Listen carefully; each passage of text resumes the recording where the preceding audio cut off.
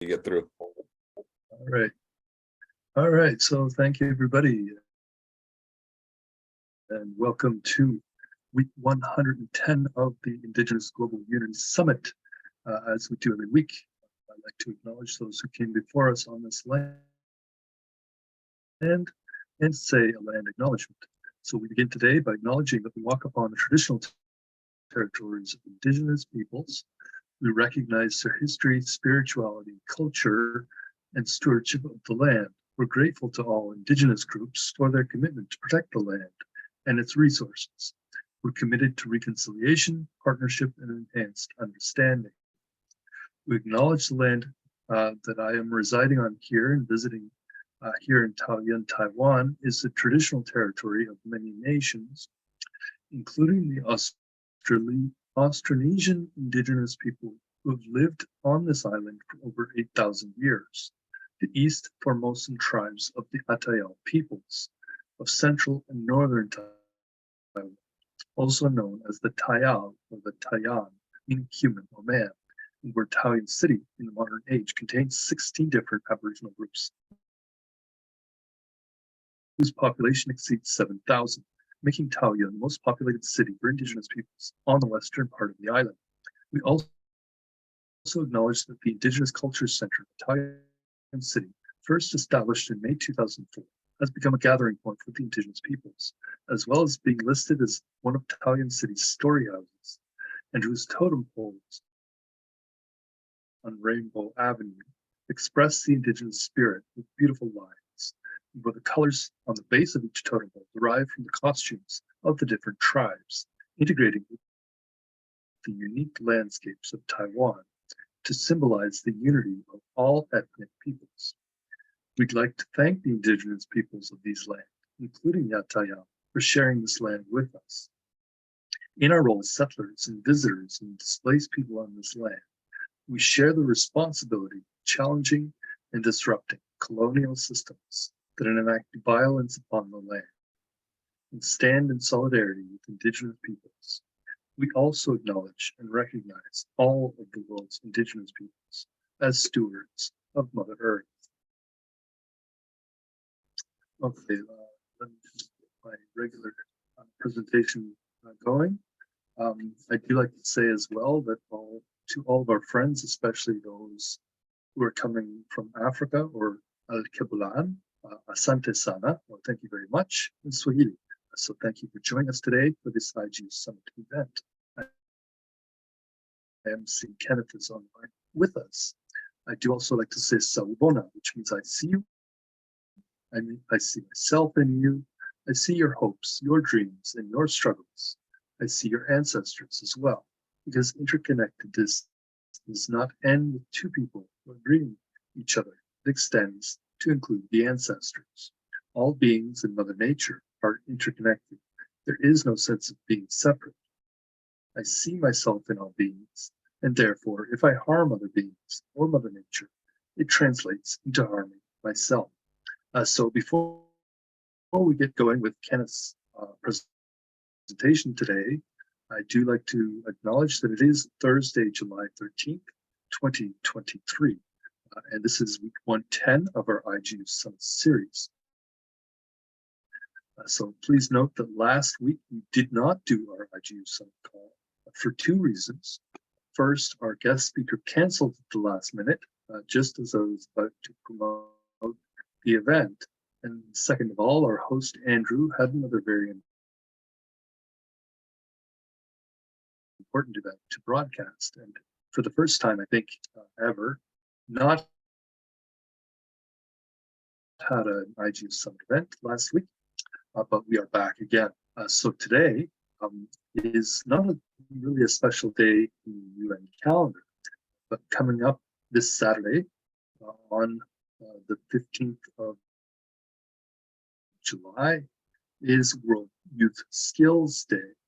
So World Youth Skills Day started in 2014, where the UN General Assembly declared this as World Youth Skills Day to celebrate the strategic importance of equipping young people with skills for employment, decent work, and entrepreneurship.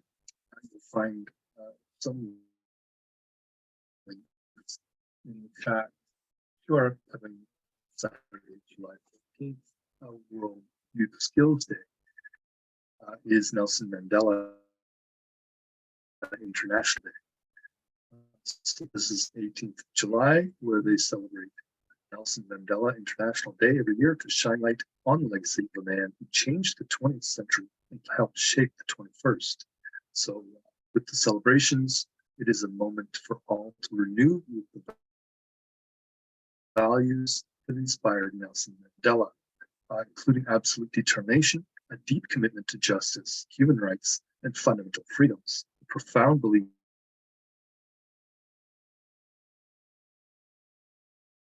in engagement for dialogue and solidarity across all lines and divisions. Nelson Mandela was a great statesman, a fierce advocate for equality, and the founding father of peace in South Africa. The UN invites you to mark Nelson Mandela International Day by making a difference in your own community. So again, you'll find those links in the chat. So today, there are a few quirky days. Today is Embrace Your Geekiness Day, which is celebrated on July 13th every year. Non-official to honor and embrace their unique interests, passions, and quirks. Embracing your geekiness day reminds us that we're not alone in our geekiness, and the world is a better place for our bright showing of imagination, creativity, and pride. So that, again, you find that quirky day with the link in the chat.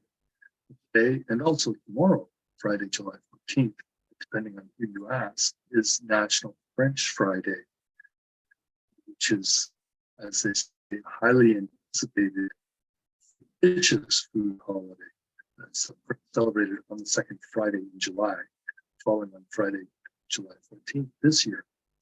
So the day's significance has been moved to align with the name Fry Day. This year, National French Fry Day falls on Friday, July 14th. But not all French fry purveyors have bought into the change. Some, including McDonald's and other outlets, have offered deals on Thursday, July 15th, which is when it used to be, and a few others as well have giveaways that last beyond this day. So there's actually an article about the history of this day, which I am sharing in chat. Again, so our guest speaker today is Kenneth Oshiambo Mondi from UnityNet Kenya, who has been conducting local trainings on establishment of food forests in the local communities in this country. What I would like to say today about the UnityNet AHIABGA IGU Summit events is this: we want to be sure that our UnityNet members are getting good publicity and visibility globally, so that people from all around the world will know all about the good work that they are doing in their own local communities. So this is important because it will give them credibility when it comes to the time for applying for funding for their own local projects and programs, whether the funding they're applying for comes from UnityNet Finance Network members or from another funding source. Of course, UnityNet International has some partners who are working on establishing the infrastructure for regenerative financing. It's well known as REFI, but this may take some time before we'll be able to finance any of those local projects. So bear with us, it is coming. In the meantime, you'll find a few related networks to the presentation we made today, including our Unity Forest Network, the Permaculture Network, and the UNAT Group, public and professional networks. So one thing that I want to mention again this week, to try to make sure that everyone understands what we are doing. Our purpose is to help to establish the partnerships and empowerment networks so your community is investment ready. Our work is not for charitable giving. We focus on productive regenerative investments, supporting people and planet holistically. And here at UnityNet International, we're trying to find ways to facilitate and create pathways for investors and investment money to go into our regenerative projects and the local humanitarian enterprises that are built and run by the female and feminist humanitarian entrepreneur members, rather than always just looking at the things that we're doing in our local communities as if they were charities only, and that they can never make a quote unquote profit. Because if they are looked at through the lens of holistic development and ESG investment, change in this mindset. So instead of continuing to ask for donations to help us poor people, we need to start marketing ourselves and our projects, including the nonprofit, as community-based enterprises. There are also excellent investments to be made for the future of sustainable energetic development. And I like to give the example with marketing of something like this. What we are building here, all of our social structures, these are investments into people to ensure economic growth can continue to take place in all of our local communities into the foreseeable future. This is because we are also ensuring the health and well-being of people and planet in our local watersheds and bioregions, which is fundamental to the health of our economic systems, because we know that by taking this approach as an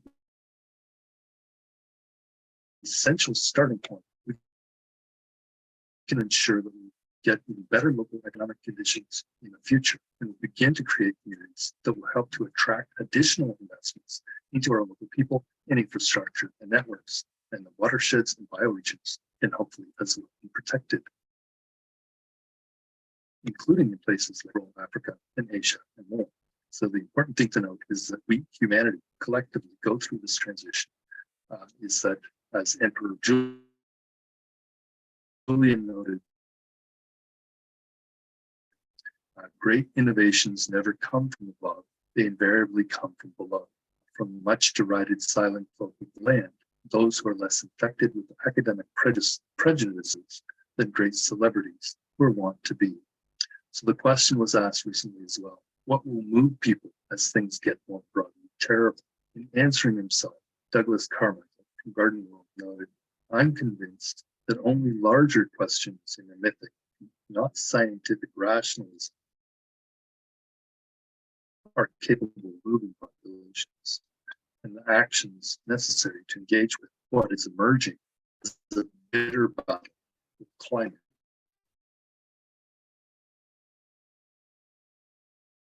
In the study of history of the psychological and political collapses, many of them will actually be able to engage and not leave the scene as truants, nor wax promiscuous by aligning with one hope after another.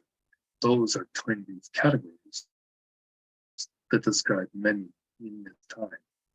So as a final reference, and put into the chat the reference to Collapse of Complex Societies by Joseph Tainter and Study of History by Kim. So the next big event that we do is supposed to be our Bubble Fun Festival, which is intended to take place every year on Saturday, August 12th. So in about a month from now, which is International Youth Day. But instead of a Bubble Fun Festival this year, because it seems that our partners in PodNet aren't quite ready for that just yet, we will do some globally coordinated events to establish some youth gardens instead, along with a fundraiser. So from Wednesday, August 9th, Saturday, August 19th, inclusive of August 12th, International Youth Day, August 9th being International Day of Indigenous Peoples, and August 19th being World Humanitarian Day. And every day between those dates, as part of our UnityNet Community Unity Weeks, where we'll be celebrating the diversity of humanity, the purpose of any events that we may do during our UnityNet Community Unity Weeks will be to raise funds for practical reconciliation community projects and initiatives, also to plant trees and establish community youth peace gardens in all our local communities of both woke and where we can celebrate our diversity locally together. So please also note that I am currently in the process of trying to get some buy-in from people and organizations here in Asia to organize some kind of event on International Youth Day, August 12th, even if it's only a small tree planting ceremony to establish a youth peace garden. It is likely that on that day, August 12th, we'll also host a virtual discussion related to the actions that we need to be taking in all of our local communities of UnityNet to achieve a responsible, productive, localized, compassionate, collaborative, regenerative economy that leaves no one behind, starting with those youth peace gardens, but eventually leading to the establishment of some community unity gardens, some community unity hubs, and unity peace centers in all of the communities of UnityNet. It might be possible that we will do a tree planting ceremony this year in Vietnam. This might take place at a 1,000-hectare forest on the coast of the country, an actual tourist destination that's famous for its sandy beaches and unique foods. They call the region of Vietnam Riviera of Southern Vietnam. We may even be able to do a twinning of the youth peace garden that we established in that forest in Vietnam, twinned with some other forests in various other countries around the world, in UnityNet community unity forest learning centers, starting with the one in Vietnam, along with any other twins in any other country that would like to work with us to establish a circular, regenerative, climate-smart food production using concepts of the wheel of life farms and farm schools. And of course, we would like those UnityNet community forest learning centers and or the unity peace centers and or the community unity hubs to also be registered as UnityNet Unity Tourism or SDGs destinations as well. So you'll find in the chat some information about International Youth Day. Again, August 12th is that day, and you'll find a little bit of information about this location you'll find a little bit of information about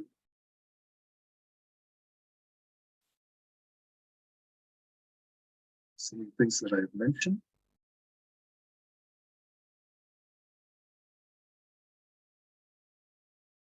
May have not included all the links, I'm sorry, but there's not from Vietnam, here's one of the links including, as well as unity forest concept encompasses all various regenerative, climate smart, and permaculture forest solutions where humanitarian entrepreneurship is taught to all citizens of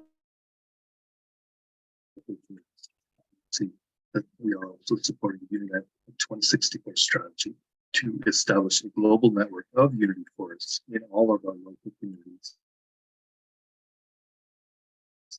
as a pathway to achieving a localized, productive, compassionate, collaborative, regenerative economy that leaves no one behind.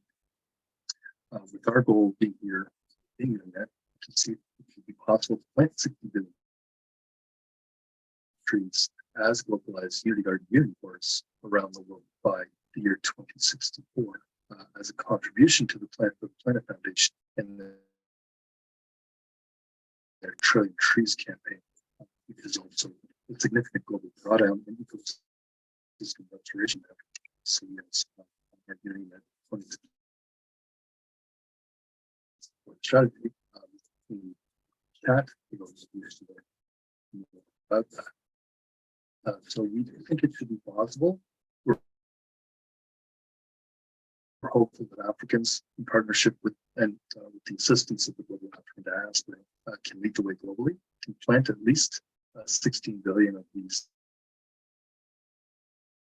productive trees as local collaborative community unity garden unity forests by the date that the UN nations, by the United Nations, had set to achieve the SDGs by 2030. So if every local community in our network were to build a significantly large unity forest in their local communities. I believe it is possible. It doesn't say it's going to happen, of course, but we will strive to achieve it. This is our own grand challenge that we do believe is an inherently positive step that can be taken for people on the planet and the collective future prosperity of all humanity.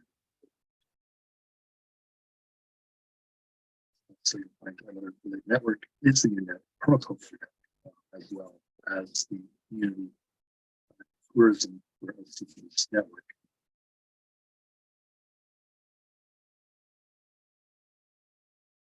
You'll find the links in the chat. So anybody would like to put their contact information for us to make sure that they are connected to our network as well. I will be putting my information on the screen later. So thank you for joining us again for this Thursday Zoom session. If you're watching this on social media, on Facebook, or anywhere else, please also join our LinkedIn, WhatsApp groups.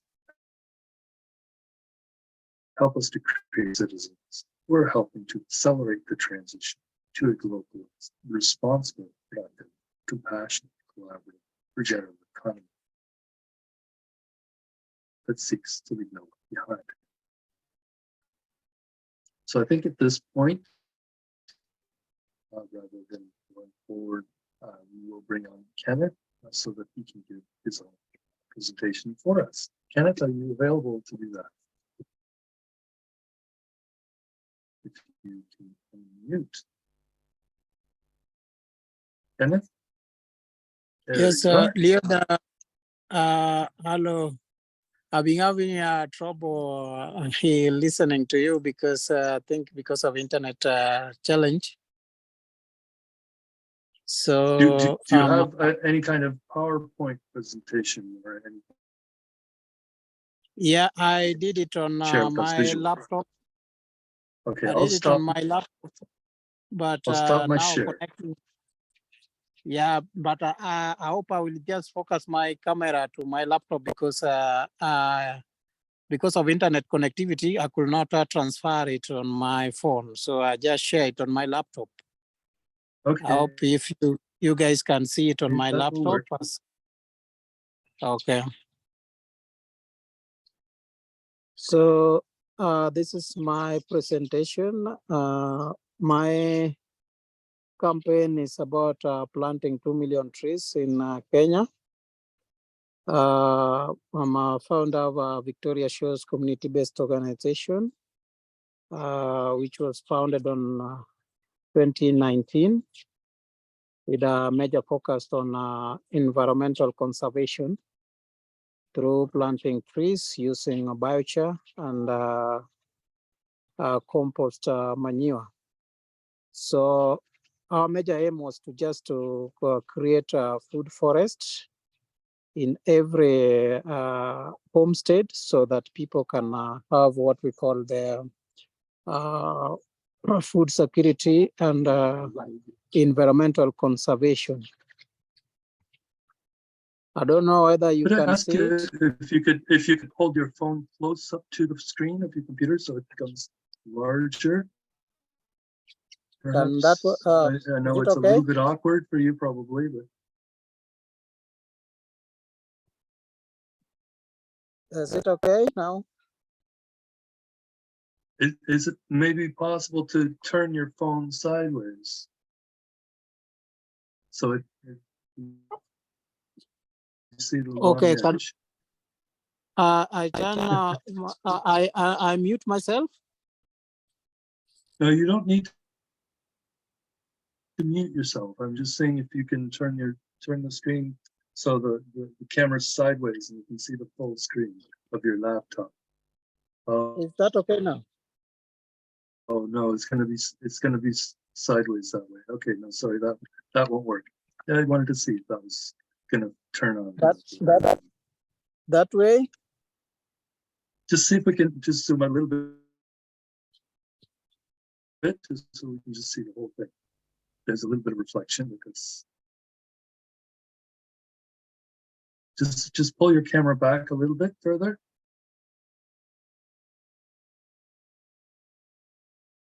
A bit more. Okay, we're almost there. Okay. Thank you. It's okay now? You can go ahead. Okay, so just like I said before, is that the Victoria Shores Community-Based Organization is a youth-driven initiative registered on 2019, bringing together 35 like-minded youth, energetic and bright-minded Kenyans. This was accustomed by the severe drought, which was really affecting the community. And that was what drove us to come up with this organization called Victoria Shores Community-Based Organization. We are located next near the Lake Victoria. So that is how the name came to be. And Victoria Shores is majorly is to help the community to have what we call the sustainable food through regenerative agriculture. And also at the same time, we conserve the environment by planting trees using the biochar. So the biochar is to fix the carbon into the soil rather than into the atmosphere. And also to enrich the soil, we mix it with a compost manure to enrich the soil. So biochar is to fix the carbon. We take the carbon from the atmosphere and put it into the soil because it is safer in the soil rather than into the atmosphere. So this initiative was to reduce the carbon footprint, which globally we are facing the challenge of the global warming. So that is how Victoria Shores came to be. And we are trying to address the issue of the environmental conservation. At the same time, we provide food for our community. So the food that we provide is safe food. This is because we don't use the chemical to produce our food. We just use the organic. And we also have the missions. Our major mission is to reduce the carbon footprint by using the biochar coupled with mixed with compost manure. The biochar, as I said before, is that we're trying to fix the carbon into the soil rather than into the atmosphere. And we also regenerate the earth. By using the compost manure, we are regenerating the soil in order to produce abundance of food to address the issue of global hunger. And another mission is to protect the environment, and we do so by planting more trees in order to take the what we call the carbon from the atmosphere, because trees use the carbon dioxide to produce their food. So they are drawing the carbon from the atmosphere, which is risky when they are in the atmosphere. So the trees help us in protecting the environment. Another mission is to sustainable agriculture to avoid the global hunger. We find that monocropping destroying our soil. So when we venture into permaculture, we are trying to regenerate the soil. We generate the earth. When we generate the earth, we got the abundance. And another mission is to train our community on permaculture and syntropic agroforestry. We also have another one is to create employment through social entrepreneur. So we are trying to train the youths on how they can come up with their business ideas in order to get to be self-employed.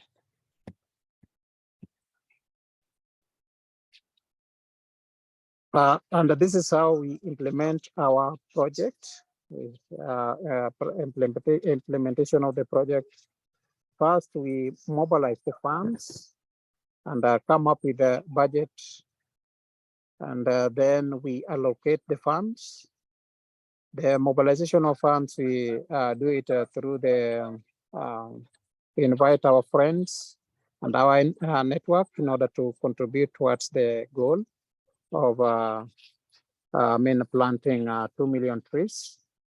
And then after that, we allocate the funds to various projects that we run. And one of them is planting trees and also conducting training to the communities.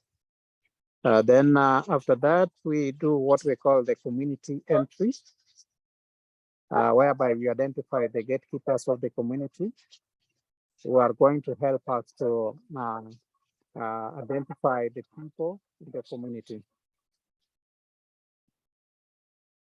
Hello? I hope you are listening. Yes, we can hear you. Life is in one Yep. sense proposed. It is mechanics of the game. Okay. This is sort of like Another thing is we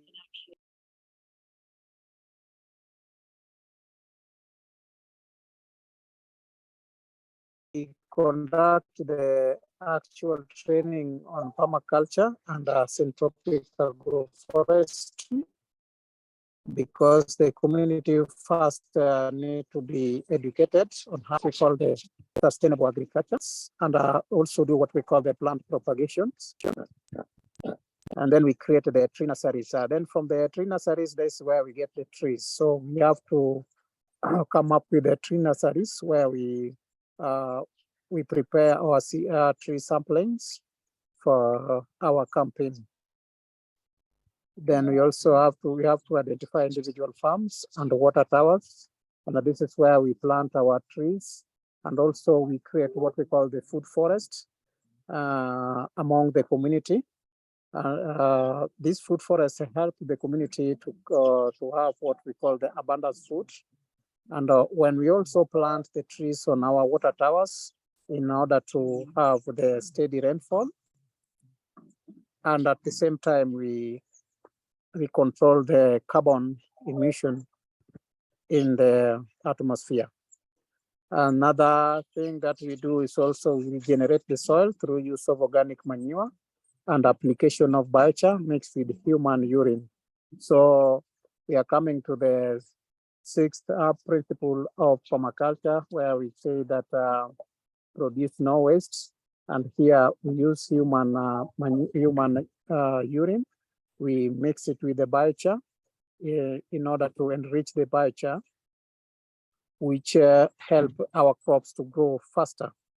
And also the trees, we have already conducted the testing, and we saw that trees also grow very fast when they are planted using the biochar mixed with human urine. Another thing that we do is planting of trees and food crop in consortium.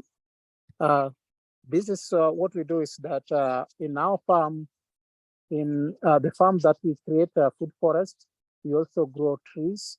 At the same time, we plant the food crops. So we are trying to address the two issues at the same time, controlling the environment, conserving the environment through planting of trees. At the same time, we are trying to feed the community through regenerative agriculture. Then we irrigate the soil because our plants need also water, and we cover also the soil in order to conserve the loss of water into the atmosphere. Then this is how we monitor our projects, and also we evaluate.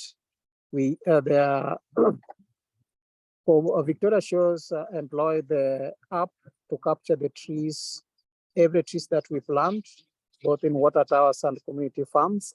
And this helps us to identify the number of trees that we plant, and also to monitor their survival rates by using this app.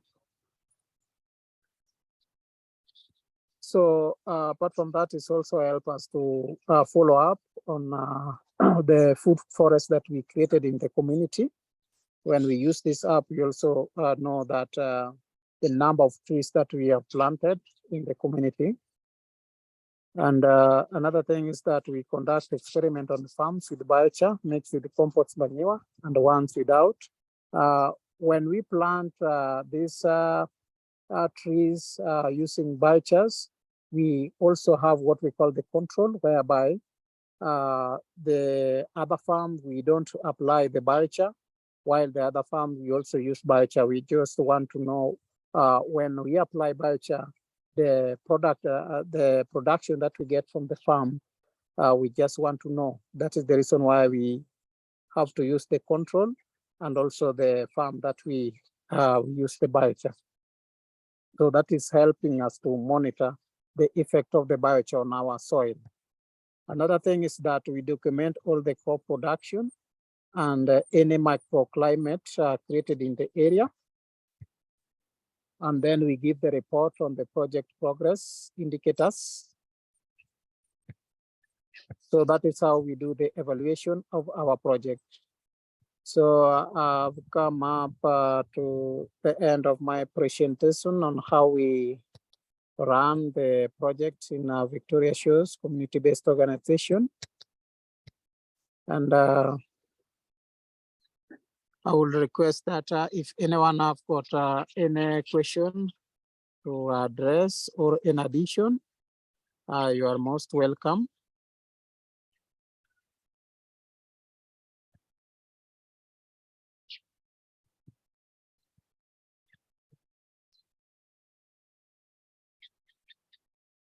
Thank you very much, Kenneth. I think this is fantastic work. I'd like to know more, of course, of the partners you are working with. For instance, the app that you're using to monitor your progress and using all these indicators. I'd like to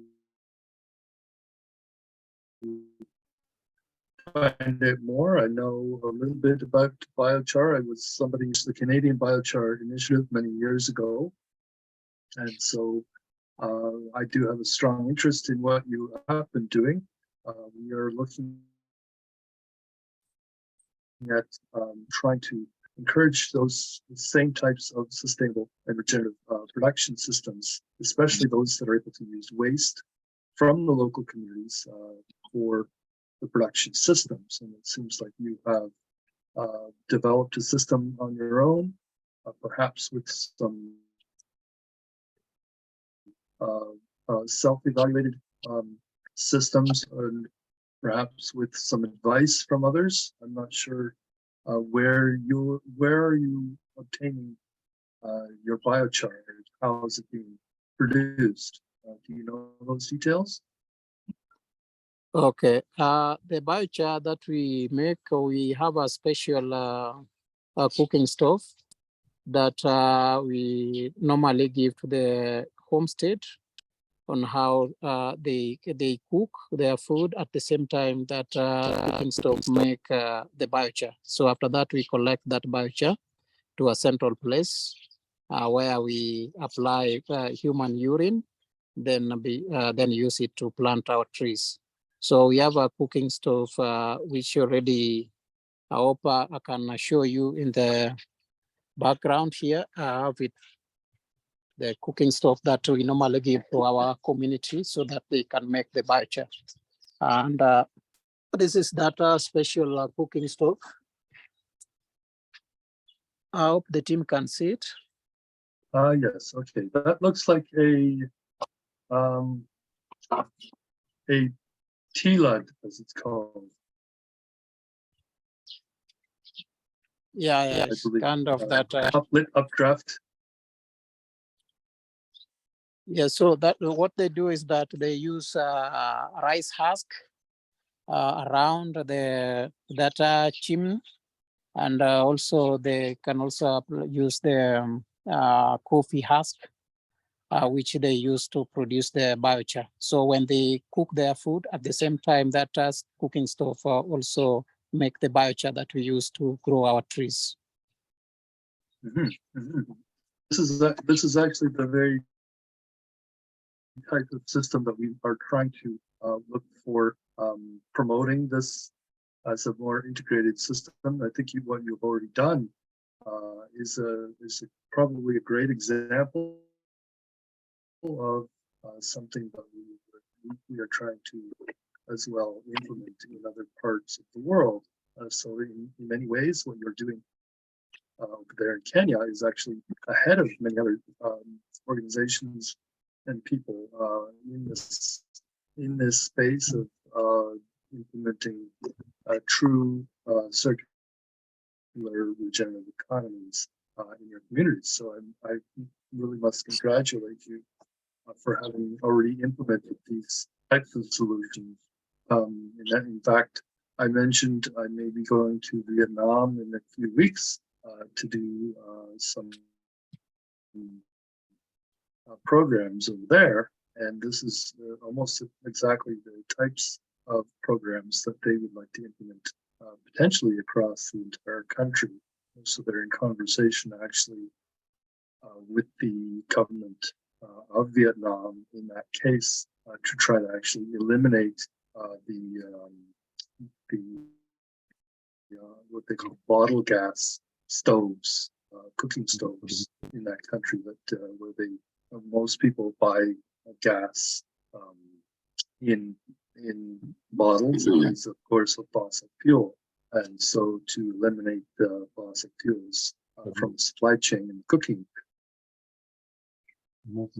process, it's possible to do exactly what you are doing there, which is to use wastes from farms, the rice husks and the cocoa, coffee husks, and other types of wastes to produce the fuels for the cooking process, and in that way make the biochar that can then go back into farms and forests and other productive systems. So this is actually why I wanted you to have to do a presentation for us today. I think it is very important for people to understand that it is possible for us to create these regenerative circular systems that actually help to reduce CO2 in the atmosphere, and also deal with a lot of the wastes that are generated by our own communities and in our own communities. So thank you very much, Kenneth. Are there any other questions from anybody else who's on call with us? I'm seeing Stephanie, Andre.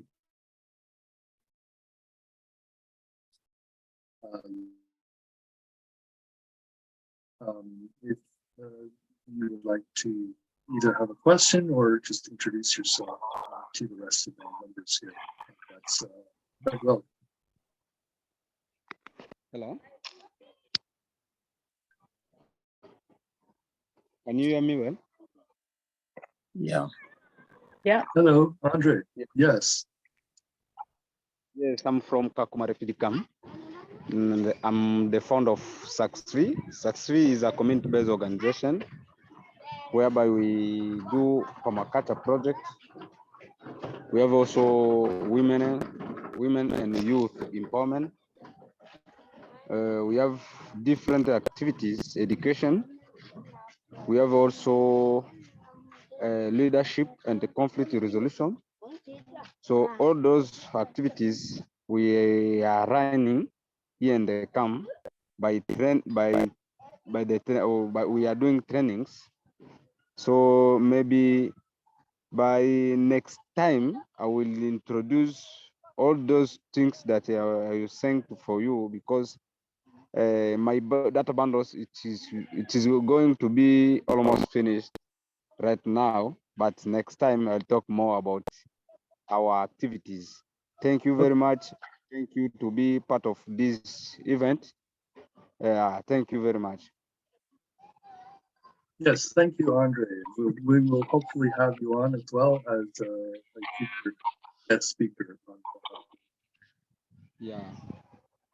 our I Choose series as well. Thank you. So I'd like to ask if perhaps either Stephanie or Doris or Lisa needs to introduce Sure, themselves. yes. Thank you, Lloyd, for standing for these important initiatives, these important wisdoms, these important processes that we know are so crucial and we shouldn't take for granted. I appreciate the presentation today, as I appreciate so many of them. We have to relearn the old ways. We have to learn new efficient ways for food security and for housing security and for well-being processes, to name a few. It's crucial for our survival, for our thriving, for our well-being. My name is Stephanie Schuler, and I am director of UnityNet International, Uni, with Lloyd and with Mark, and I'm also specifically involved with the learning, UnityNet Learning and UnityNet Eco-Village areas that really focus on regenerative design for living, learning, and well-being communities. I am the founder and a director of the Maui Aloha Project, MAP, which is a global eco-village network dedicated to community well-being and to focusing on producing our own energies, producing our own food, and being a conscious example for other communities around locally and around the world to replicate and improve. And you know, these kind of examples of what's going on in one particular micro community definitely must be replicated and learned. We must focus on all of the gardening, farming, food forests, all that kind of knowledge, and share it, because we really have the opportunity for a thriving planet, and at the very least trying to get our first level needs met. But we have so much work to do regarding the planet and all of its inhabitants. So I appreciate the guest speaker that we had on today and all of the initiatives that we do on a weekly basis. Thank you. Thank you, Stephanie. Thank you. Would Doris Kamagara, would you like to introduce yourself? And what I can do is continue on with my own presentation, just so we can finish up. Oh, yes. Thank you so much for the opportunity. I'm called Doris Kamagara from Uganda. I am the founder of Bagashe Children Foundation. I'm happy to be part of this talk today. Thank you so much, the presenter, the one who does permaculture for sure. I've learned a lot, and I appreciate today's meeting. Thank you so much, Professor Lloyd, for always being there to organize such meetings for us to share. I must say, I learn from each other. Thank you so much. Thank you, Doris. Thank you. So we'll continue our conversations, of course. We have all of our networks on WhatsApp, and we have as well on Facebook and LinkedIn, where we developed. I was actually trying to do a evaluation of how many people we actually have on our networks in total. I haven't had a chance to get through entirely, so it's a larger network than ever before. We are growing and continue to add new people all the time. I've been told that we have something, or shouldn't say we, but our partners have something like 10,000 or so members who are interested in especially the arts and culture aspects as we engage with communities. And so, Andre, I see that you have your hand up. Did you wish to say a few more things? Yes, I would like to request a WhatsApp number of Madam Stephanie, so that maybe we can be in contact and we can talk more about project or to change ideas. You know, as we talked in the group, to share ideas, project, and other things it is very important for us to be in touch. So I am requesting a contact, a phone number or WhatsApp number of Madam Stefan, so that maybe we can exchange more.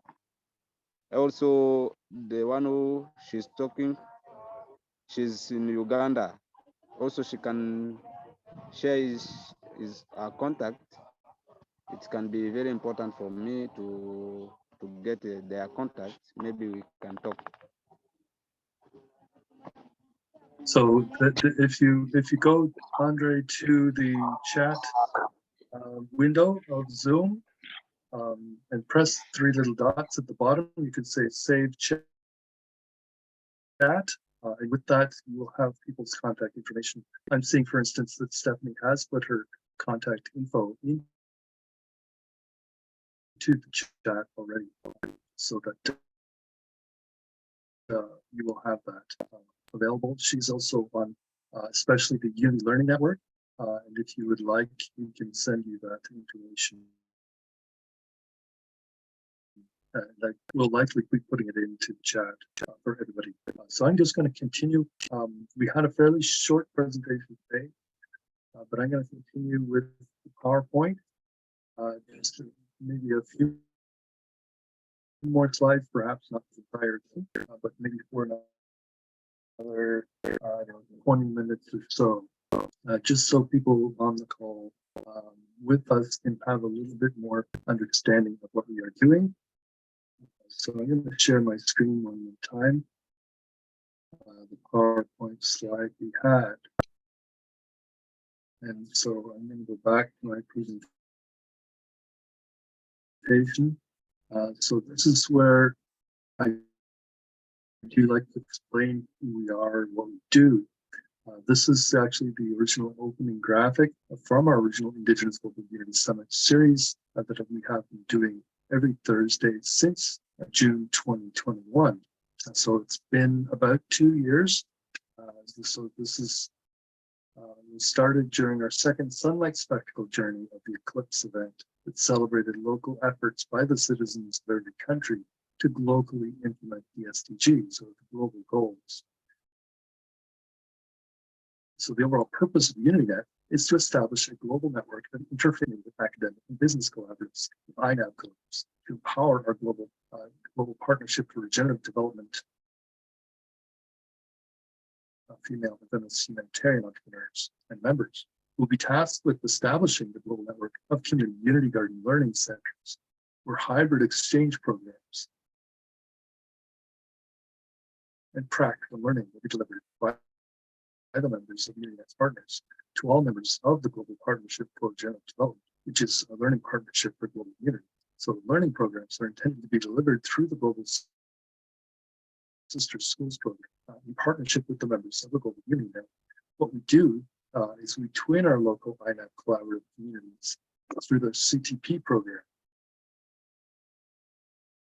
of the Science for Peace Drawdown Markham Community Climate Action Hub, which is a goal of building holistic, regenerative, climate-smart communities in Canada and Asia and Africa, originally starting in the greater Tkaronto bioregion in support of the UnityNet AHIABGA project of localization of the global goals of the SDGs and the establishment of a responsible, localized, productive, compassionate, collaborative, regenerative economy that leaves no one behind. So I wanted to also note that all of our UnityNet social media pages, including the WhatsApp group discussions, the Facebook pages, the LinkedIn professional networks, are intended for use by nonprofit organizations and for use by our UnityNet female and feminist humanitarian entrepreneur members of the Global Partnership for Regenerative Development, so that they can interact with each other, begin to build partnerships, and become a foundation for our own local collaboratives, our UnityNet interfaith neighborhood academic and business collaborative local empowerment organizations that are intended to be established in each of our local communities. So UnityNet International, or UNI, and UNED, along with any of the other continental international nonprofit organizations, are here to facilitate this process of creating the local and regional INAP collaborative empowerment network. We're also here to help you establish your own local and localized productive, regenerative, and climate-smart humanitarian enterprise by facilitating the process through our UnityNet partnership for finance and partnerships for learning networks. So I'm going to put just a little bit of historical information again in the chat.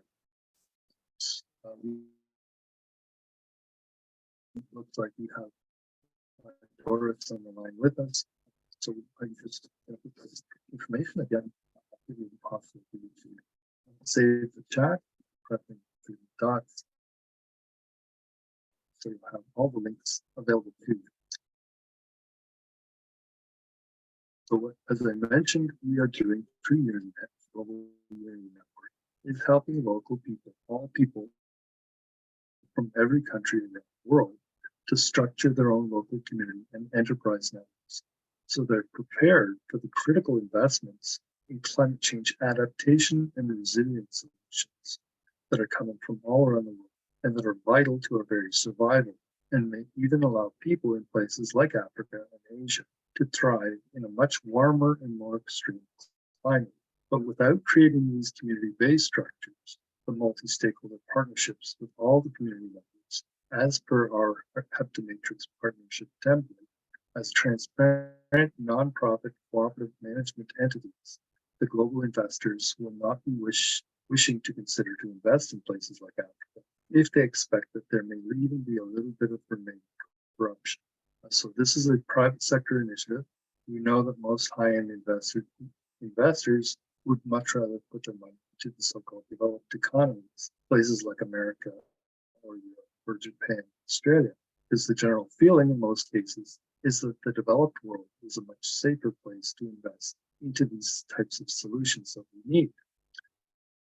However, UnityNet is trying to change that perception by showing that it is possible to invest in places like Africa and avoid the corruption, avoid having to use the Bretton Woods system of top-down financing from the World Bank and others, and to make secure direct investments into the people and the solutions and still make an impact and still make a profit. So our mission is all about helping to create a radical shift in our collective priorities as well, in order to try to change the trajectory we're currently on, try to nudge the system in the right direction, create some tipping points in our collective consciousness and humanity, because it might just be the only way that we can survive what is coming, which is global warming, peak energy, and ecosystem collapse, and all the other effects of what's called the Anthropocene, which are all happening at once. Again, information about that in the chat. I'm also providing some information about the Universal Declaration of Human Rights for those who may wish to know more about the foundation, especially of the UN Charter and what the United Nations is trying to do. Of course, we are not the UN. We are supportive of some of their programs, not necessarily all of them, but we are supportive, at least, of their goals. So my name is Lloyd Halferty.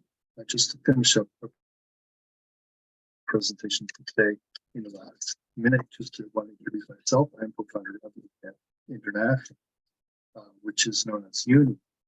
We are a hybrid, holistic, practical learning system management company based in Canada that also assists with community partnership building locally and globally, or as we like to say, locally, by leveraging our process and set unique community engagement activities developed in partnership with the members of the Ad Hoc International Advisory Board of Goodwill Ambassadors. I'm also the Chief Ecosystem Director, Program Development Director, and Sustainable Society Consultant with Energyne Institute, which is headquartered in Manhattan, in New York, in the US. I'm normally located in the city of Markham, in the Don River watershed of German Mills Creek as a sub-watershed, which drains into Lake Ontario, lowest and last of the North American Great Lakes, in the Great Lakes Basin of the Greater Toronto bioregion in southern Ontario, Canada, in North America, also known as Turtle Island. However, right now I am in the city called in Taiwan. I'll be here for the rest of 2023. AHIABGA Institute is a private 501(c) nonprofit company in New York City, a member of the UN Global Compact, a UN academic impact member and partner. We started out as a virtual university that was created to help empower global populations to reestablish a sustainable balance with their local environments.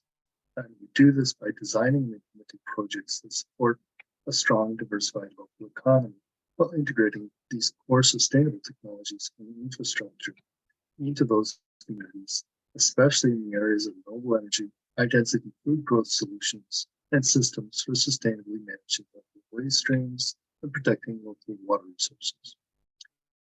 We are supported by over 375 companies whose products and technologies we employ. Importantly, though, AHIABGA Institute supports local education and training in the construction, deployment, and maintenance of all these various integrated solutions for achieving closed-loop systems that in turn support self-sufficient, sustainable communities. So with that, I believe I will end the presentation for today. Again, my contact information can be found in the chat, and also including a little bit of information defining the methodology for education and training from AHIABGA Institute. So thank you all for being on with us today. I will finish up our call as we have every week by saying thank you to everybody one more time for this presentation on this Thursday, July 13th, 2023 at Indigenous Global Unity Summit event. So with that, signing off. Thank you all. Like how we come to you from Taiwan.